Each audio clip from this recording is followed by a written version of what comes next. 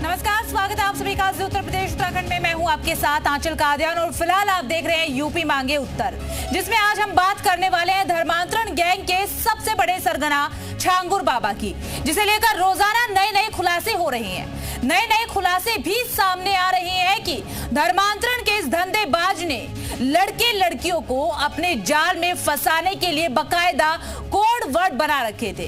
यही नहीं, वो धर्मांतरण के लिए लड़के और लड़कियों को तरह तरह के लिए प्रलोभन भी देता था, ताकि वो सबके सामने इसके झांसे में आ जाए और उसका शिकार बन जाए। लेकिन धर्मांतरण के इस चालबाज को पता ये नहीं था कि योगी फोर्स के आगे उसके एक नहीं चलने वाली है। और अब तो सीएम योगी आदित्यनाथ की वर्क दृष्टि इस पर पड़ चुकी है, यानी छांगुर एंड टीम का शामत अब आ चुकी है।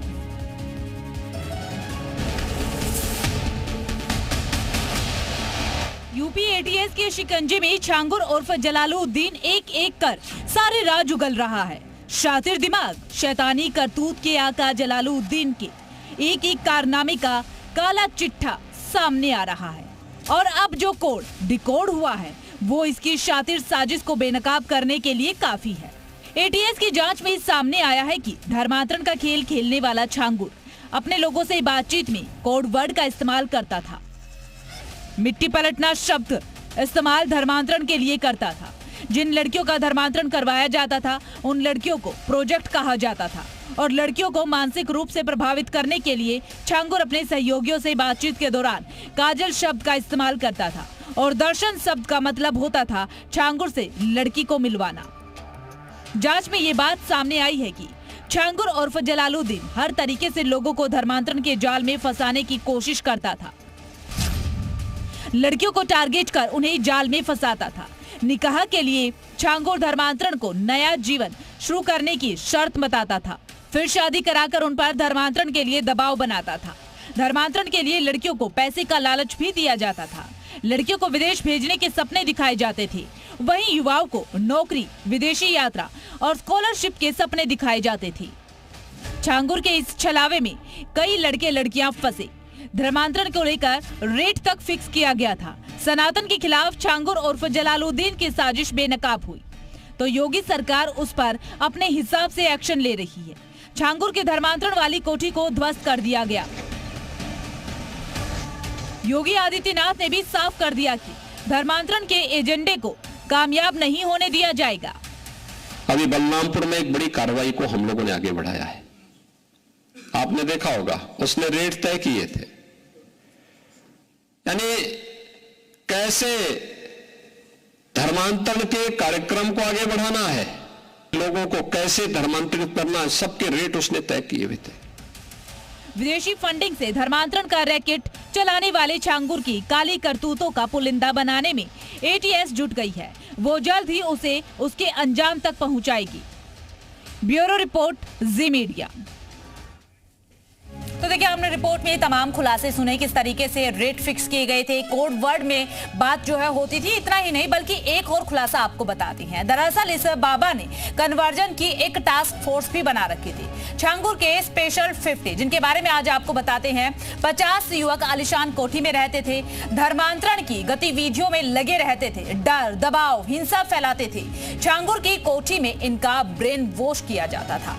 बाबा का आदेश अंतिम फरमान इन सब के लिए होता था। इस तरीके के खुलासे जो हैं हुए हैं और छांगुर के स्पेशल 50 को लेकर लगातार नए खुलासे भी हो रहे हैं कि किस तरीके से ये स्पेशल टास्क फोर्स छांगुर ने तैयार की थी, जो कि हर किसी पर डर, दबाव, लालच दे करके हर किसी को धर्मांतरण के धंधे में फंसाते थे, धर्मांतरण करवाते थे।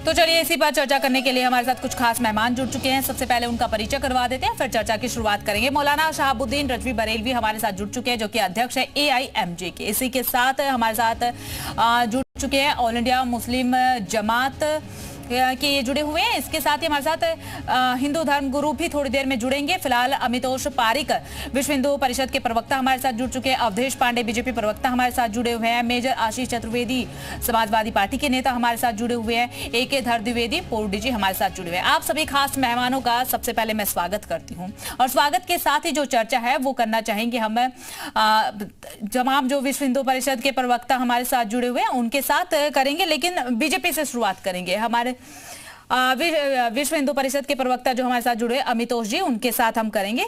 अमितोष जी, देखिए 15 सालों से धंधा चल रहा था, किस तरीके से धर्मांतरण करवाया जा रहा था, तमाम सारे सवाल अब उठ रहे हैं, सरकार पर भी उठ रहे हैं, आप सभी पर भी उठ रहे हैं। तो किस तरीके से आप देखते हैं कि आपको कानो कान खबर तक नहीं हुई, इतना बड़ा धंधा चल रहा है? देखिए, हमारे पे कोई सवाल नहीं उठ रहा है, शायद आपके पास गलत इन्फॉर्मेशन होगी। सवाल उन पे उठता है जो इसकी आड़ के अंदर में मजहब की आड़ में कन्वर्जन करा रहे थे।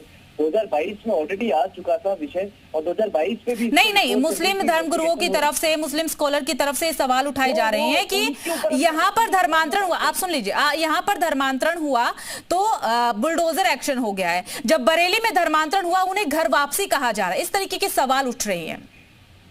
देखिए, क्या होता है, धर्मांतरण और घर वापसी में बहुत बड़ा अंतर है। धर्मांतरण जो होता है उसको कानून बनाना पड़ता है रोकने के लिए, क्योंकि भारत का संविधान उसको किसी तरह से इजाजत नहीं देता। जब आप भारत के संविधान को आर्टिकल 25 को पढ़ेंगे तो उसमें एक Rev Stanislaus versus Union of India के केसेस जो 1978 में सुप्रीम कोर्ट ने डिसाइड कर दिया था, जब धर्मांतरण विरोधी उड़ीसा और मध्य प्रदेश में कानून आ गया था। सुप्रीम कोर्ट ने कहा था कि freedom of right to profess, practice and propagate can not give you right to fundamental right to convert anyone. और जब कन्वर्ट की बात करते हैं तो वो धर्मांतरण कहलाता है, उसको रोकने के लिए प्रयास करा जाता है। लेकिन जब व्यक्ति अपनी स्वेच्छा से, अपने होश और आवाज में, अपने ही वापसी से धर्म में आता है, तब उसको घर वापसी कहा जाता है। और जब घर वापसी कराई जाती है तो स्वामी शरदानंद सरस्वती के गोली मार दी जाती है। और किसने मारी थी? 16 साल के लड़के नहीं मारी थी। ये उन सबके समझ आ चुका था विषय, और वो कैसे चल रहा था, क्या था। लेकिन आज देखिए, धर्मांतरण के जो कानून देश में बनते हैं ना, तो ये उन लोग को क्यों दिक्कत हो रही है जो नाम बदल के धर्मांतरण करा रहे होते हैं? कि वो छंगूर बाबा के जैसे लोग होते हैं, ये वही जलालुद्दीन के जैसे लोग होते हैं, ये वही नफीस जैसे लोग होते हैं, ये वही लोग होते हैं जो 100 करोड़ की फंडिंग लेते हैं और भारत के अंदर में रेटे लगा रहे ब्राह्मण की, दलित की, ओबीसी की, क्षत्रिय की, सिखों की। और विश्व हिंदू परिषद की अगर मैं बात करूं तो विश्व हिंदू परिषद ने अभी दौसा में हाल में धर्मांतरण का एक रैकेट एक्सपोज करा था, जहाँ पे एक वीडियो और एक अधिकारी सम्मिलित पाया गया था। विश्व हिंदू परिषद की बात करूं तो भरतपुर में 20,000 लोगों को संघर्ष सभा धर्मांतरण करा रही थी, उसको भी रैकेट को एक्सपोज करा था। फिर विश्व हिंदू परिषद की बात करूं तो यूपी के अंदर में, पीलीभीत के अंदर में और टटरगंज के अंदर में एक रैकेट एक्सपोज करा था क्रिश्चियन मिशनरीज का। लगातार तरीके से हम तो एक्सपोज करते हैं, लेकिन समाज के वही लोग जो जमात की बात करते हैं, दावा करते हैं, या किताबें देते हैं, या हिंदू लड़कियों की बोली लगाते हैं, वो हमें कटघरे में खड़ा करने का तो प्रयास करेंगे ना, क्योंकि समाज उनको कर रहा है। और हम जब करते हैं तो यही बोलते हैं कि धर्मांतरण के विरोधी कानून बनाए जाए। और इसलिए राजस्थान में भी अभी हाल ही में विश्व हिंदू परिषद का प्रतिनिधिमंडल मिला और सीएम से यही बात करी मुख्यमंत्री से कि सख्त से सख्त कानून राजस्थान में भी लाया जाए। ये देश देख रहा है, यूपी देख रहा है, और तो और पूरे देश में देखा धर्मांतरण का किस तरह से हिंदू बहनों का बलात्कार भी किया जाता है। ठीक है अमितोष जी, आपने तमाम चीजें बताई हैं कि किस तरीके से विश्व हिंदू परिषद ने इतने सारे रैकेट जो है वो एक्सपोज किए हैं। लेकिन 15 सालों से एक रैकेट उत्तर प्रदेश में भी चल रहा था, वो किसी की नजर में नहीं आया। हिंदू धर्म गुरु HS रावत जी भी हमारे साथ जुड़ चुके हैं। SS रावत जी, सबसे पहले आपका स्वागत। और देखिए, 15 सालों से इतना बड़ा धंधा नाम बदल करके छांगुर बाबा चला रहा था, कानो कान किसी को खबर नहीं हुई। देखिए, ऐसा नहीं है कि पता नहीं था, लेकिन कई बार क्या होता है, कुछ लोग अपनी पावर का इस्तेमाल करते हैं। इससे पहले पिछली साल गाजियाबाद के अंदर एक मौलाना को और उसके साथियों को पकड़ा गया था, जो वीडियो गेम के माध्यम से बच्चों को धर्म परिवर्तन करा रहे थे। आज वो जेल के अंदर है। इससे पहले PFI के जो लोग थे, उनके पास जो फंडिंग आ रही थी, वो आज बिहार की जेलों में बंद है। उनसे गजवाए हिंद का वो पूरे डॉक्यूमेंट मिले जो 2047 तक हिंदुस्तान को मुसलमान देश बनाना चाहते हैं, गजवाए हिंद बनाना चाहते हैं। तो पता था, ऐसा नहीं है कि बहुत सारे 400 से ज्यादा लोग आज जेलों के अंदर हैं, 450 से ज्यादा FIR दर्ज हैं उत्तर प्रदेश के अंदर ही। इसका मतलब पता था, लेकिन कुछ लोग अपनी पावर का इस्तेमाल करके, जैसे कि ग्राम प्रधान था, 2 बार रहा, तो उसका इस्तेमाल करके कहीं ना कहीं बचाव करता रहा। लेकिन जब तक सरकार के पास प्रूफ नहीं होते, जब तक वो हाथ में डालते, जब सरकार के पास प्रूफ आ गए पूरे की पूरे, उसके बाद हाथ डाला, जमीन जोत कर दिया, छांगुर बाबा के बारे में पहले से जानकारी थी? देखिए, जानकारी लोगों को थी, लेकिन कुछ लोग बोल नहीं पाते, डर की वजह से नहीं बोल पाते। बहुत सारे लोगों को पता होता है कि ये गलत काम हो रहा है, लेकिन कई बार प्रशासन भी कुछ ऐसे होते हैं दबे लोग जो हैं वो नहीं बता पाते, उनको सबको खतरा रहता है कहीं नौकरी ना चली जाए, पावरफुल आदमी है, तो ऐसे गंदी चीजें होती रही हैं। आप देखें एच.एस. रावत जी, इस बात में दम नहीं लगा कि प्रशासन भी दबा रहता है? प्रशासन तो जनता की मदद के लिए है ना, प्रशासन किस चीज का दबाव मानेगा? आप देखिए समाजवादी पार्टी की सरकार के अंदर प्रशासन का क्या हाल था, किस प्रकार से। अभी तो एनडीए की सरकार है, बीजेपी की सरकार उत्तर प्रदेश में है। अभी तो कितना कंट्रोल किया हुआ है, बहुत ज्यादा कंट्रोल किया हुआ है। पहले 15 सालों से और 8 सालों से बीजेपी की सरकार है, लेकिन उससे पहले चल रहा था इसका रैकेट तो 8 सालों में भी तो काफी समय हो गया ना सर। 2011 से ये काम कर रहा है। इसका मतलब 2011 में तो उस समय अखिलेश की सरकार थी, उस समय इसको कहीं ना कहीं ऊपर उठाया, तय दी गई है। और फिर जब आदमी अपना एक रुतबा कायम कर लेता है तो उस पर हाथ डालने के लिए प्रूफों की आवश्यकता होती है। जब प्रमाण मिले तो इसको अरेस्ट कर लिया गया और इसका जो साम्राज्य है उसको मटियामेट कर दिया गया। तो सरकार करती है, लेकिन सरकार के पास जब पूरे प्रमाण, पुख्ता प्रमाण होते हैं, उसके बाद ये सब चीजें की जाती हैं। चलिए ठीक है, हमारे साथ मौलाना शहाबुद्दीन रजवी बरेलवी भी जुड़े हुए हैं। सर, आपने सभी को सुना होगा, लेकिन इन सभी के तो जवाब मैं आपसे लूंगी। एक सवाल ये भी है कि जब इधर बुलडोजर कार्रवाई हुई तो सवाल उठने लगे, छांगुर बाबा का क्या समर्थन करते हैं? इस तरीके के धर्मांतरण करवाना क्या सही है? देखिए मोहतरमा, जलालुद्दीन छंगूर बाबा के ताल्लुक से जो चीजें भी आपने बताई, इससे पहले से भी तमाम चीजें मीडिया में आ रही हैं और अभी बैठे हुए हमारे मित्र धर्मगुरु जी ने, एच.एस. रावत जी ने भी तमाम बातें बताई। खैर, मैं उसका समर्थन नहीं करता हूं जलालुद्दीन का, क्योंकि जलालुद्दीन ने जो भी काम किया वो कानून के खिलाफ काम किया और इस्लाम के उसूलों के खिलाफ काम किया। इसलिए कि पैगंबर इस्लाम सल्लल्लाहु ताला अलैहि वसल्लम ने कभी भी किसी का मजहब तब्दील जबरदस्ती या लालच देकर के या दबाव देकर नहीं कराया। और वो उनकी पूरी जीवनी पढ़ जाइए, उनकी पूरी सीरत पढ़ जाइए, कहीं भी कोई एक वाकया भी नहीं मिलेगा कि उन्होंने कभी दबाव दिया हो, लालच दिया हो या कुछ भी इस तरह का कोई प्रलोभन दिया हो, कभी भी उन्होंने नहीं कहा। और इस तरह के तब्दीली मजहब को वो मना करते थे, सख्ती से इस्लाम इस बात को मना करता है। और मैं एक हदीस बड़ी दलील के साथ आपको सुनाऊं। पैगंबर इस्लाम फरमाते हैं, ला इकराहा फिद्दीन, दीन में, दीन इस्लाम में जब्र नहीं है। और तो ये छंगूर बाबा जो भी करता था ये अपनी मन मर्जी से करता था, इस्लामी उसूलों के खिलाफ करता था। हमारा संविधान भी यही कहता है कि जब्र, दबाव, लालच से किसी का धर्मांतरण नहीं कराया जा सकता। तो वो कानूनी मुजरिम भी है और शरीयत की नजर में भी वो मुजरिम है और उसको इस तरह नहीं करना चाहिए था। मगर दूसरा पहलू यह है कि हुकूमत क्या कर रही थी। हुकूमत 10-15 साल से कहां सोई हुई थी। वहां पे कानून गो हैं, लेखपाल हैं, गांव-गांव जो है चौकीदार हैं, पुलिस चौकियां बनी हैं, थाने हैं, तहसीलदार हैं, नायब तहसीलदार हैं, कप्तान हैं, डीएम हैं, तमाम पूरा अमला एक एक इलाके में रहता है और हर गांव की खबर रखता है। और पुलिस के मित्र हर गांव में और शहरों के हर गली कूचे में पुलिस के मित्र होते हैं। तो गवर्नमेंट की जो सुरक्षा एजेंसियां थी वो क्या कर रही थी, उन्होंने इस यानी नापाक धंधे को ठीक है, आपकी बात सही है कि प्रशासन क्या कर रहा था। ये सवाल हम बीजेपी के प्रवक्ता से पूछेंगे, लेकिन एक सवाल आपसे भी रहेगा, थोड़ी देर में मैं उसका जवाब लूंगी कि आप लोग फिर उठ करके भी तो आ जाते हैं ना जब इन जैसे लोगों पर कार्रवाई होती है। आप में से तमाम लोगों के बयान आ जाते हैं कि क्यों बुलडोजर चल गया। हाँ, देखिए, बुलडोजर की तो सुप्रीम कोर्ट ने मना किया है। सुप्रीम कोर्ट का तो आप भी चाहते हैं कि ऐसे लोगों पर कार्रवाई ना हो, नहीं कराया जा सकता, ऐसे लोगों पर कार्रवाई ना हो। देखिए मोहतरमा, अभी मैं आपको बताऊं, हमारे धर्मगुरु जो है, हिंदू धर्मगुरु डॉक्टर एच.एस. रावत साहब ने जो गाजियाबाद का वाकया बयान किया था, तो वहां 2 मौलाना पकड़े गए थे।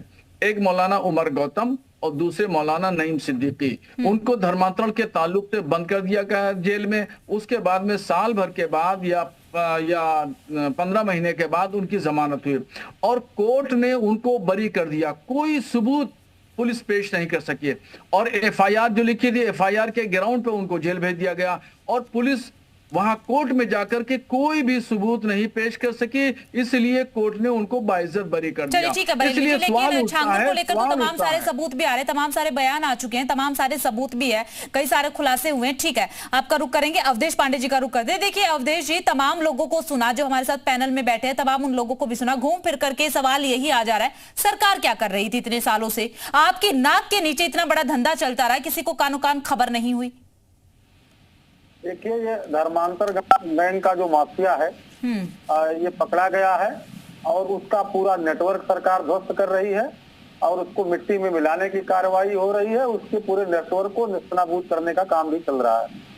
प्रारंभिक तौर पर 2011 से लेकर 2017 तक एक समाजवादी पार्टी के पूर्व मंत्री के छत्र छाया में पहले उसका नेटवर्क फैला और जब 2017 में कुछ लोगों ने उसके अवैध निर्माण की शिकायत की, तब से लेकर एसडीएम कोर्ट तक, जैसा कि अभी एक मित्र कह भी रहे थे, वो 2 बार ग्राम प्रधान भी रहा, तो नजूल के पट्टे दिखाता रहा, वो इससे आदेश दिखाता रहा, वो पंचायतनामा तमाम तरह दिखाता रहा, लेकिन अंततः जो है सत्य जीता और उसके जो सारे मंसूबे थे वो ध्वस्त हुए।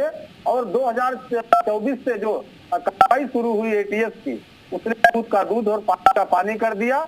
ये उत्तर प्रदेश की सरजमी है और यहाँ पर कोई भी ऐसा जहाज, कोई ऐसा मानव वृक्ष नहीं पनप सकता। और उत्तर प्रदेश की ये जो शानदार सरकार उत्तर प्रदेश में योगी जी की चल रही है, उसकी जांबाज पुलिस उसके एक एक नेटवर्क को ध्वस्त करेगी और ऐसी कार्रवाई करेगी कि ऐसे लोगों की 7 पुश्तें भी खाए तो बांटेंगी। खासकर कुछ इस्लाम से जुड़े अच्छे स्कॉलर यहाँ पर इस पैनल में आपके उपस्थित हैं, तो मैं उनसे कहना चाहता हूँ कि इस्लाम के बारे में कुछ हदीस के माध्यम से लोगों के बारे में जो दुष्प्रचार होता है कि काफिर को किसी भी तरह से इस्लाम धर्म कबूल कराने का जो काम है, ये बड़ा पाक काम है, बड़ा नेक काम है। तो इस्लाम में भी जब अच्छी पर मजलिस हो, कहीं ऐसे मौके आए, तो उसमें भी इस बात का जिक्र होना चाहिए कि किसी का धर्म परिवर्तन कराना ये बहुत बड़ा गुनाह है, नापाक काम है। लेकिन गजवाए हिंद की आड़ में काफिरों को कहा जाता है कि जो इस्लाम नहीं मानता वो काफिर है और उसको इस्लाम धर्म कबूल करा लेना ये बड़ा पाक काम है। तो जो इस प्रकार का काम चल रहा है, ये कम से कम जो मुल्ला है, मौलवी है, उलेमा है, उनके द्वारा ये बंद होना चाहिए। हालांकि उत्तर प्रदेश की सरकार एक एक उनके नेटवर्क को खंगाल रही है और जो इसमें दोषी होंगे उनके खिलाफ कार्रवाई भी होगी। ठीक है अवधेश जी, ठीक है, नेटवर्क तबाह होगा। ठीक है, यानी कि आप यही कहना चाह रही हैं कि मौलानाओं की भी कुछ ना कुछ जिम्मेदारी बनती है। इस तरीके के जो नाम बदल करके धर्मांतरण के खेल में खेलते हैं, हिंदू बहन बेटियों को बहला फुसलाकर लालच दे करके धर्मांतरण करवाते हैं, इस तरीके के लोगों को किस तरीके से समझाना है, मौलानाओं की भी जिम्मेदारी बनती है। बिल्कुल सही बात है, इसका जवाब हम बरेलवी जी से लेंगे। लेकिन सवाल कहीं ना कहीं आप पर भी उठ रहे हैं। मेजर आशीष चतुर्वेदी भी हमारे साथ जुड़े हैं, उन्हीं का रुख करते हुए। आशीष जी, 2017 से तो योगी सरकार है, लेकिन उससे पहले तो आपकी भी सरकार थी, क्या आपको भी खबर नहीं हुई? क्योंकि 15 साल से नेटवर्क चल रहा है। देखिए, जो प्रमुखता से इसका नेटवर्क चला है वो 2018 से चला है, 2011 से बहुत छोटे स्तर पे था। 15 सालों से आशीष जी, 15 सालों से 2018 से चला है ये, आप दोबारा उसको कंफर्म करिए। 2018 से चल रहा है। निसंदेह एक बहुत ही गलत कृत्य था, किसी भी नजरिए से देखा जाए बहुत गलत है। ऐसी चीजों को रोकना सरकार की जिम्मेदारी है, प्रशासन की जिम्मेदारी है। उनको सुनिश्चित करना चाहिए और समय अनुसार सुनिश्चित करना चाहिए कि ऐसे कृत्यों को रोका जाए। लेकिन इसमें 2 चीजें प्रमुखता से उठ के आती हैं कि 8 साल से सरकारी जमीन, वो भी 4 बीघा जमीन को कब्जा किया हुआ था और किसी को खबर नहीं हुई। डीएम एसपी किसी को खबर नहीं थी, या खबर थी जानबूझ के नहीं कर रहे थे, क्या था ये तो अभी तक समझ में नहीं आया है। लेकिन बहरहाल ये बात सही है कि इतने सालों से एक सरकारी जमीन पे कब्जा हुआ था और किसी को खबर नहीं है, किसी को कुछ भी खबर नहीं है। और इतने सालों से देश में विदेश से फंडिंग हो रही थी, वो भी 100 करोड़ से ज्यादा। और यही सरकार जिसके लोग इतना बखान करते हैं, किसी को कोई खबर ही नहीं थी कि विदेश से 100 करोड़ रुपया आ गया। अब ऐसे ही देखिए, विदेशों से आतंकवादी गतिविधियों में पैसा आ जाता है, और सरकार को पता ही नहीं चलता है कि पैसा कहां से आया, कहां चला गया। इतने सालों बाद अगर आप जागेंगे तो देश का और देश के नागरिकों का नुकसान तो हो चुका होगा। उसके बाद आप टीवी पे बैठ के अपना झुनझुना तो बजा सकते हैं, लेकिन जो चीज गलत हो रही थी उसको रोकने में आप समय अनुसार असमर्थ रहे। ये एक सच्चाई है जिसको आप झुटला नहीं सकते, जितना भी आप अपनी वाहवाही खुद ही कर लें। आप रोकने में असफल रहे 7-8 साल से, तो कहीं ना कहीं आगे आने वाले भविष्य में ऐसी चीजों को रोकना और समय अनुसार रोकना परम आवश्यक है। ठीक है आशीष जी, लेकिन आपने एक बात बिल्कुल आसानी से डिनाई कर दी कि ये नेटवर्क जो है 2018 से चल रहा था, लेकिन ये बात बिल्कुल सत्य है कि 15 साल से ये नेटवर्क चल रहा था और 2018 से पहले आपकी सरकार थी। और इसी के साथ अब अगर कार्रवाई हो रही है तो इस कार्रवाई पर भी तो विपक्ष की तरफ से सवाल उठाए जा रहे हैं ना कि कानूनी कार्रवाई क्यों नहीं अपनाई जा रही है। सुप्रीम कोर्ट ने तो बुलडोजर कार्रवाई से इनकार किया है, फिर क्यों बुलडोजर चल गया वहां पर? इसे किस तरीके से देखें हम? बुलडोजर नहीं चलना चाहिए, इंतजार करना चाहिए? देखिए, सरकारी जमीन पे बुलडोजर चलाने के लिए सरकार को किसी की अनुमति नहीं चाहिए होती। सुप्रीम कोर्ट ने वहां पे बुलडोजर कार्रवाई फिर भी आपकी सरकार फिर भी आपकी पार्टी तो सवाल उठा ही देती है ना। तो हमने सवाल तब उठाया है जहां पे कि किसी को अपराधी घोषित करके सरकार ने जो है बुलडोजर चलाया है, क्योंकि अपराधी घोषित करना कोर्ट का काम है, सरकार का नहीं है। सरकारी जमीन को खाली कराने के लिए सरकार बुलडोजर चला सकती है, सुप्रीम कोर्ट ने कहा है। और जहां सुप्रीम कोर्ट ने पाया था कि ठीक है, लोटेंगे। एक अधर द्विवेदी भी हमारे साथ जुड़े हैं, पोर्डी जी। सर देखिए, कानून व्यवस्था पर भी सवाल उठ रहे हैं। क्या वहां के लोकल प्रशासन को कोई जानकारी नहीं थी? इतना बड़ा धंधा वहां पर चल रहा था, 50 मीटर की सड़क सरकारी जमीन पर बना दी, आलीशान मकान वहां पर बना दिया गया, इतनी सारी फोर्स वहां पर लगी हुई थी, किसी को खबर नहीं हुई? क्या कर रहा था वहां का प्रशासन? देखिए, मैं 1-2 बातें स्पष्ट करना चाहूंगा। पहले तो ये चर्चा हो रही है कि पिछले 15 सालों से ये धंधा चल रहा है लेकिन खबर नहीं हुई। असलियत ये है कि उत्तर प्रदेश में धर्मांतरण को रोकने का कानून ही अध्यादेश के माध्यम से नवंबर 2020 में बना है। नवंबर 2020 में अध्यादेश आया है और 2021 के शुरुआत में कानून बना है। तो अभी जुमा मुश्किल से 4.5 साल, पौने 5 साल हुए इस कानून को बने हुए। तो उसके पहले एक कानून नहीं था। सपा शासन काल में या उसके पहले बसपा शासन काल में ऐसा कानून उत्तर प्रदेश में नहीं था, इस कारण कार्रवाई नहीं हुई। लेकिन सरकारी जमीन पर सर ठीक है, आपने धर्मांतरण का कानून यहाँ पर बहुत अच्छे से डिफाइन कर दिया, लेकिन सरकारी जमीन पर इतना आलीशान मकान बना लिया, उसकी खबर नहीं हुई। सरकारी जमीन पर 50 मीटर की सड़क निकाल दी गई। मैं उसी बात पर आ रहा था, मुझे बोलने देंगे तो मैं इन बातों को स्पष्ट कर दूंगा। ठीक। तो जब कानून नहीं था इसलिए कार्रवाई नहीं हुई। ऐसे मामले पहले भी अगर पुलिस के संज्ञान में आते थे तो पुलिस कोई कार्रवाई नहीं करती थी। जब कानून बना तो पुलिस बाध्य हो गई कानूनी कार्रवाई करने के लिए। अब दूसरी बात जो कह रहे हैं जमीन पर, सरकारी जमीन पर अवैध अतिक्रमण के बारे में, ये बिल्कुल सही है।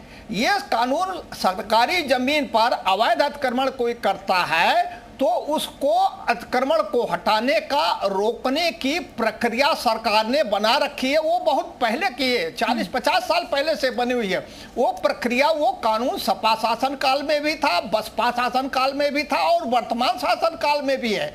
सुप्रीम कोर्ट ने अवैध अतिक्रमण को हटाने के लिए या बुलडोजर प्रयोग करने के लिए यह कहा है कि अगर कोई कार्रवाई की जाती है तो नियम के हिसाब से किया जाए, नियम को, प्रक्रिया को किनारे रखते हुए गलत तरीके से कार्रवाई ना की जाए, यह सुप्रीम कोर्ट ने कहा है। तो अगर किसी अपराधी ने जो धर्मांतरण रोकने के कानून का उल्लंघन करते हुए सुनियोजित तरीके से ये अवैध कार्य कर रहा 15 सालों से, और वह व्यक्ति सरकारी जमीन पर कब्जा भी किया है, 4 बीघे या कितने बीघे की जमीन पर एक महल बना रखा है, तो सरकार के विभागों को जो जमीन का काम देखते हैं उनको अवैध अतिक्रमण को निर्धारित प्रक्रिया के अनुसार हटाने का, तोड़ने का पूरा अधिकार है। इस पर सुप्रीम कोर्ट ने कोई रोक नहीं लगा रखी है।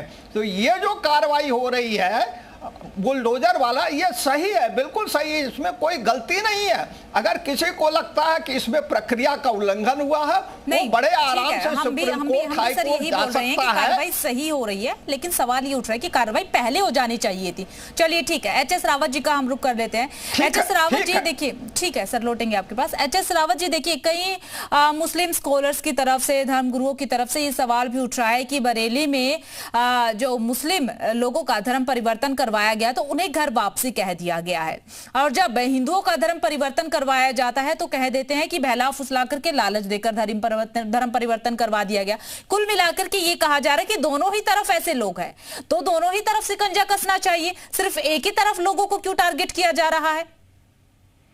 आपकी बात बिल्कुल ठीक है, बस इसका विश्लेषण करना जरूरी है। जिन लोगों को लालच दे करके किसी वजह से हिंदुओं को रिसेंटली देश आजादी के बाद से धर्म परिवर्तन कराया गया है, चाहे पैसे के लालच पर कराया गया है और चाहे उनको किसी भी प्रकार का लालच दिया गया है, उनकी घर वापसी को तो घर वापसी बोला जाता है, उनका धर्मांतरण नहीं है। क्योंकि उनको बहला करके, फुसला करके, जबरदस्ती लालच दे करके, धन दे करके, किसी भी प्रकार से उसको हम बोलते हैं घर वापसी, कि भाई आप आ जाओ, आपको किसी वजह से लोगों ने बहका दिया, फुसला दिया, तो आप वापस आए।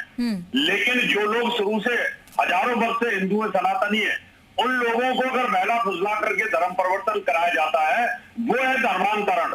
जैसे कि ईसाई लोग पैसा दे करके, लालच दे करके, उनके बच्चों को कॉन्वेंट स्कूल में पढ़ा करके, उनको मोटा पैसा दे करके, अब एक लड़की का 15-15 लाख रुपए रेट रखा हुआ है, तो ऐसी सिचुएशन के अंदर लालच देकर के जो काम किया जाता है वो धर्मांतरण है। वो यही काम झांगुर बाबा कर रहे थे, लेकिन हिंदुओं में कोई भी इस प्रकार का लालच दे करके किसी भी मुसलमान को, ठीक है रावत जी, समय कम है, एक बार आखिरी बार बरेलवी जी से जवाब ले लेते हैं। बरेलवी जी देखिए, आप जैसे तमाम मौलाना है, तमाम धर्मगुरु है, जिन्हें लोग सुनना भी पसंद करते हैं, देखना भी पसंद करते हैं, तो क्या आप लोगों की जिम्मेदारी नहीं बनती है कि झांगुर जैसे लोगों को सबक सिखाया जाए, उनके खिलाफ आवाज उठाई जाए? बिल्कुल आपकी बात सही है और हम इस जिम्मेदारी को निभाते हैं। हम छंगूर बाबा का समर्थन नहीं करते हैं, उन्होंने जो कुछ किया, उनके लोगों ने जो कुछ किया, गलत किया, सरासर गलत किया, और उनके खिलाफ जो कानूनी कार्रवाई हो रही है बिल्कुल दुरुस्त हो रही है। मगर मैं बताऊं कि अगस्त मुनि अखाड़ा बरेली के शंखधर जो वो भी धर्मांतरण का काम करा रहे हैं, रावत साहब को ये सोचना चाहिए, देखना चाहिए। पूरनपुर पीलीभीत की एक लड़की ने उनके ऊपर आरोप लगाया और एप्लीकेशन दी पुलिस ऑफिसरान के यहाँ, मगर उसके खिलाफ, उन बाबा के खिलाफ कोई कार्रवाई नहीं हुई है। और बीजेपी के प्रवक्ता को ये समझना चाहिए कि छंगूर ने एक बार इलेक्शन लड़ा था, एक बार प्रधान हुआ था, दूसरी बार उसने अपने बेटों का इलेक्शन लड़ाया था, वह हार गया था। और द्विवेदी जी को ये सोचना चाहिए कि 2020 में यह कानून बना और 70 साल से हमारा संविधान है, संविधान में साफ साफ इबारत ये लिखी हुई है कि ये जो है वो लालच दे करके, प्रलोभन दे करके कोई भी धर्मांतरण नहीं कराया जाएगा। तो ये कानून तो पहले से बना हुआ है, आपको याद आ रहा है अभी। तो देखिए ठीक है बरेलवी जी, लेकिन आपने जैसे सबसे पहले कहा कि हाँ, इस बात से हम सहमति रखते हैं कि हमारी जिम्मेदारी बनती है, ये बात आपकी काफी अच्छी लगी। चलिए, आप सभी खास मेहमानों का बहुत बहुत शुक्रिया हमारे साथ जुड़ने के लिए, बातचीत करने के लिए। तो झांगुर को लेकर के लगातार कई ऐसे खुलासे हो रहे हैं जो कि चौंकाने वाले हैं, और सवाल भी खड़े हो रहे हैं कि आखिरकार इतने सालों तक किसी को कोई खबर क्यों नहीं लगी। फिलहाल यूपी मांगे उत्तर में सिर्फ इतना ही, बाकी तमाम बड़ी अपडेट्स के लिए बने रहिएगा।